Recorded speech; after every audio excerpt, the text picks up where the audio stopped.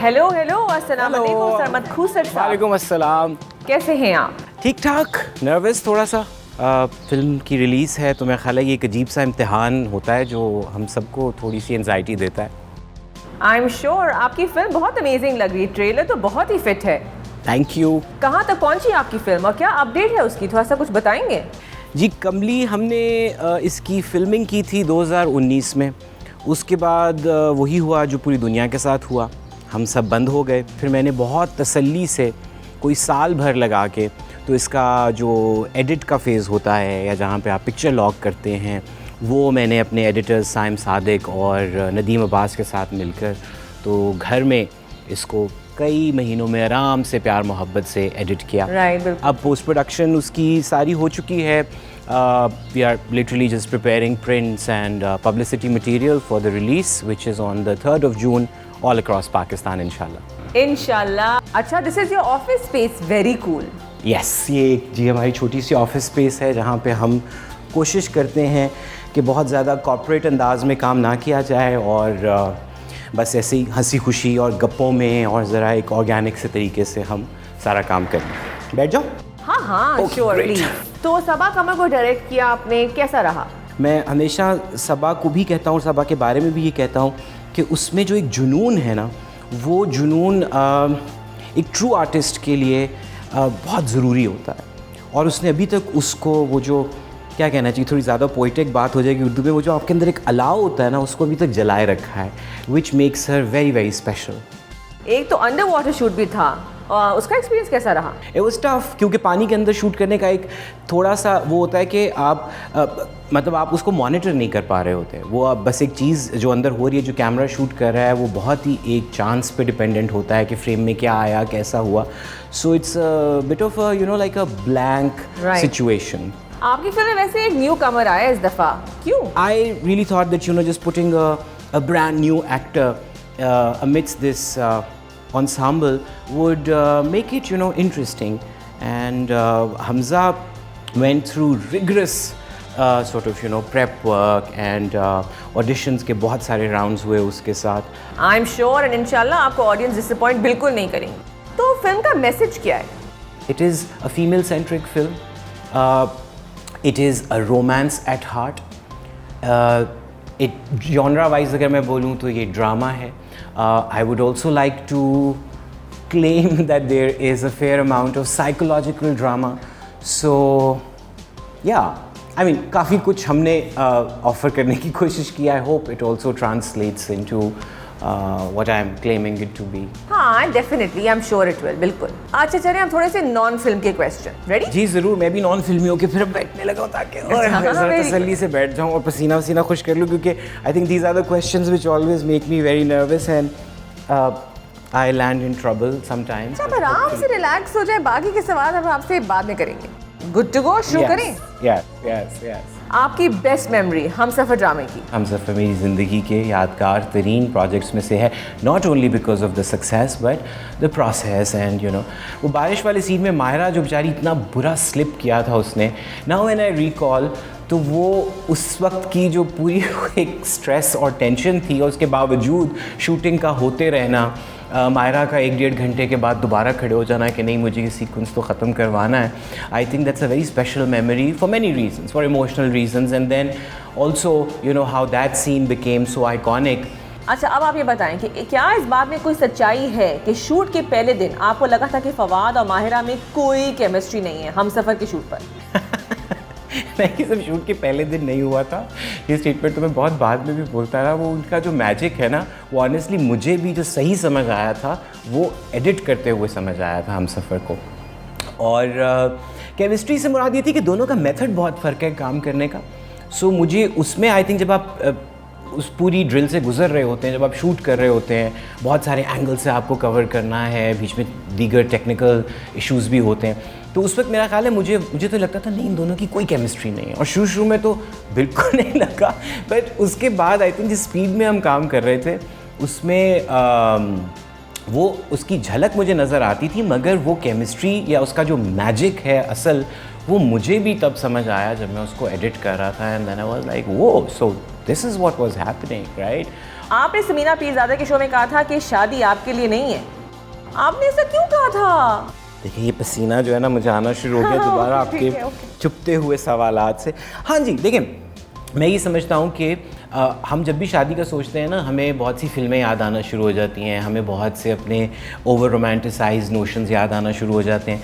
हम उसका ज़िम्मेदारी वाला एंगल या उसका निभाने वाला एंगल या उसकी आपकी प्रिपेयर्डनेस का, कि मतलब आप ज़िंदगी में क्या ऐसी जगह पे खड़े हैं जहाँ पे आप ये ज़िम्मेदारी खुश उसलूबी के साथ निभा सकते हैं, क्या आप एक इंसान के साथ अपनी ज़िंदगी ज़िम्मेदारी के साथ शेयर करने की पोजीशन में आ चुके हैं।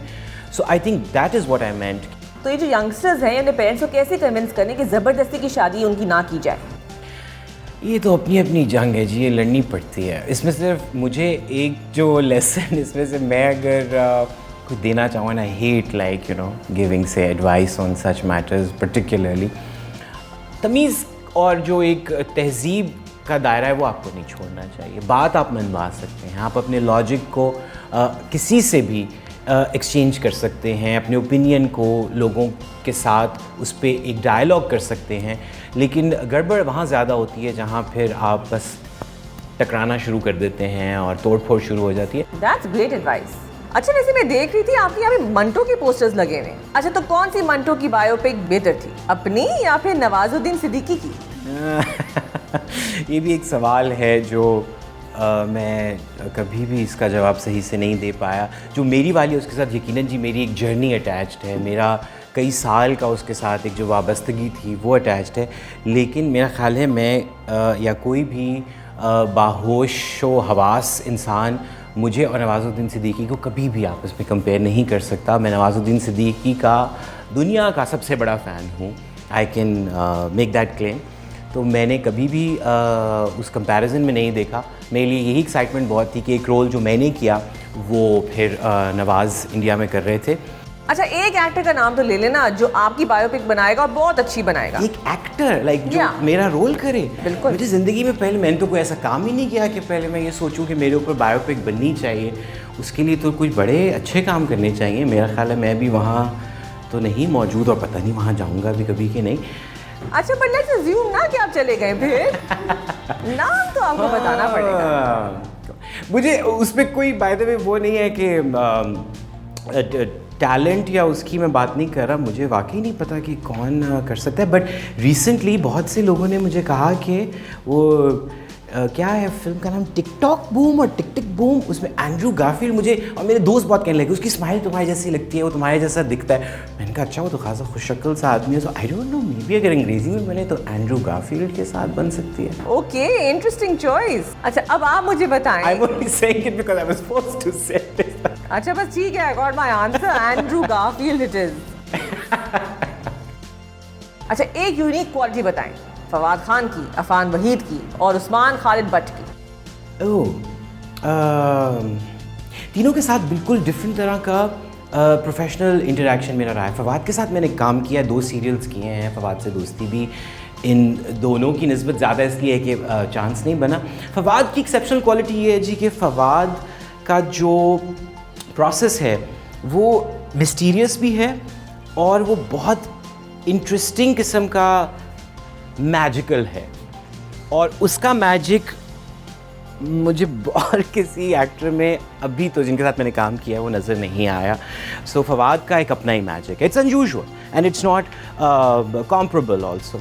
अफान के साथ मैंने सिर्फ एक्टिंग की है। अफान को बहुत साल पहले मैंने किसी लॉन्ग प्ले में शायद डायरेक्ट किया हुआ है।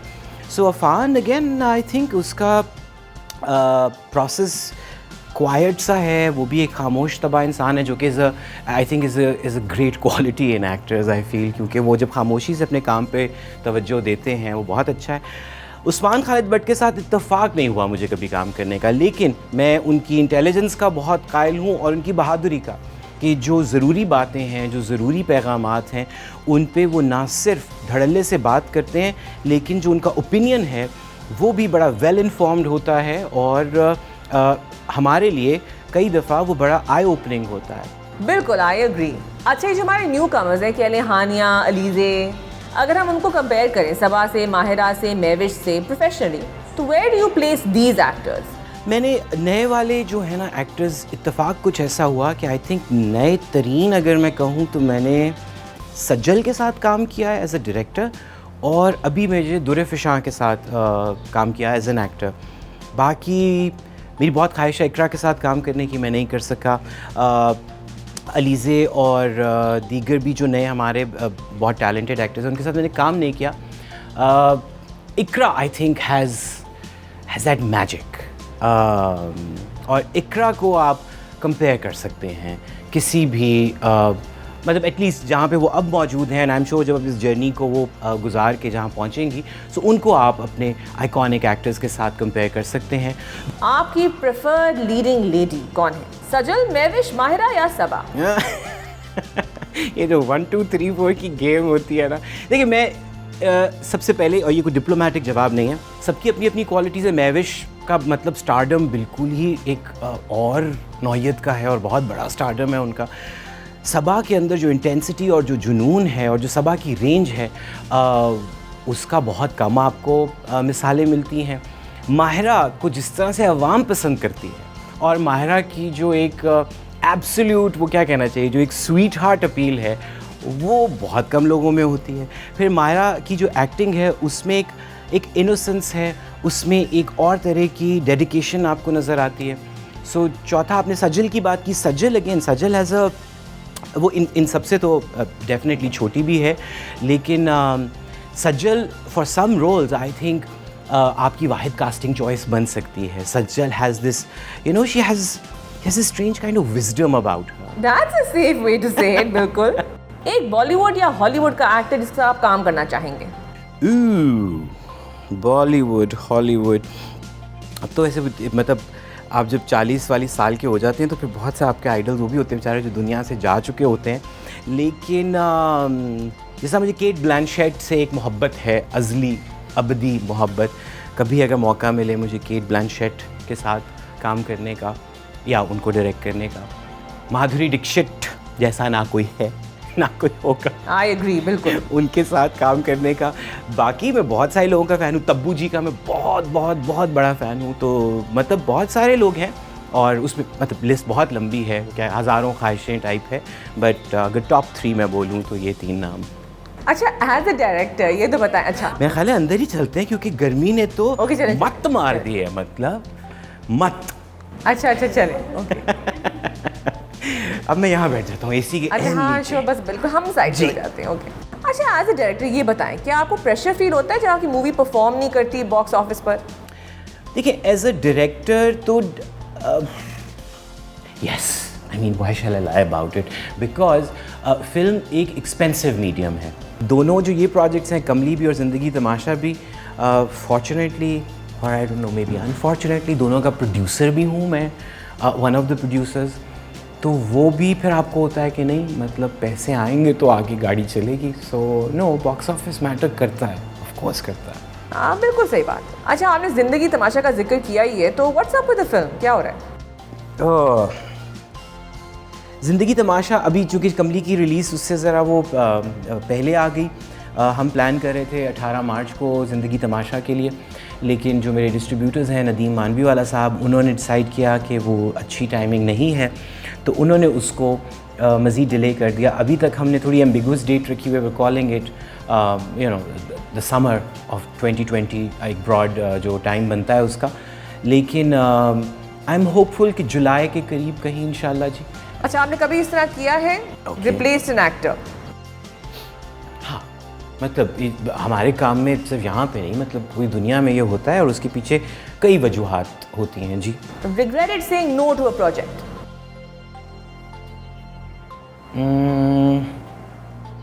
How about I say regretting not saying yes to a project? अच्छा, well that too, ठीक है, okay. Yes, I think एक आध तो definitely, yeah. Being dumped? Like by a producer after being cast as a director or an actor. अच्छा, okay, no, that's for you to decide. मैंने open-ended सवाल पूछा है, आप बताएं। नहीं, मेरे ख्याल हम सभी कहीं ना कहीं हमारे अपने कोई ना कोई तो होते होंगे एक्सपीरियंस। हाँ, क्यों नहीं, मतलब मैं बिल्कुल एक आम रोज़मर्रा टाइप साधारण इंसान हूँ। हाँ, और मेरा ख्याल है थोड़ा बहुत दुख हुआ भी होगा कभी शायद। Gone on a blind date, दुख तो फिर नहीं हुआ होगा। Gone on a blind date, ज़्यादा तफसील में अगर हम ना चाहे तो आपके मुंह से ही बात समझ आ गई बिल्कुल।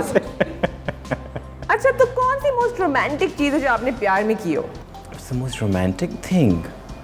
Oh dear.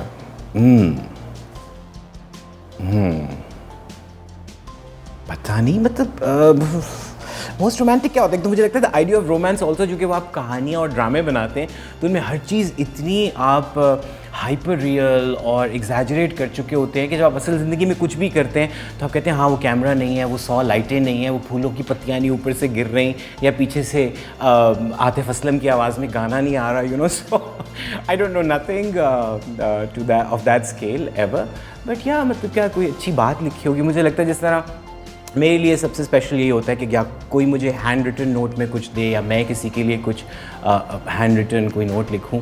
I think nothing beats that as a gesture of you know the ultimate idea of romance. अच्छा, आई एग्री, वो टाइमलेस भी होता है। So yeah I agree to that. Yes. अच्छा, कोई ऐसा कॉम्प्लीमेंट जो आपको बहुत खुशी देता है? कॉम्प्लीमेंट इतने सारे हैं, मुझे इसको क्यों बोला? मुझे कॉम्प्लीमेंट एक तो I think I am also bad with taking a compliment. मुझे जब कोई कॉम्प्लीमेंट देता है मुझे नहीं समझ आती कि आगे से थैंक यू कहना है या आगे से मुस्कुराना है, या मैं यूजुअली अजीब सा ऑकवर्ड सा हो जाता हूँ। आपके वालिद साहब की कोई क्वालिटी जो कोई जानता नहीं है?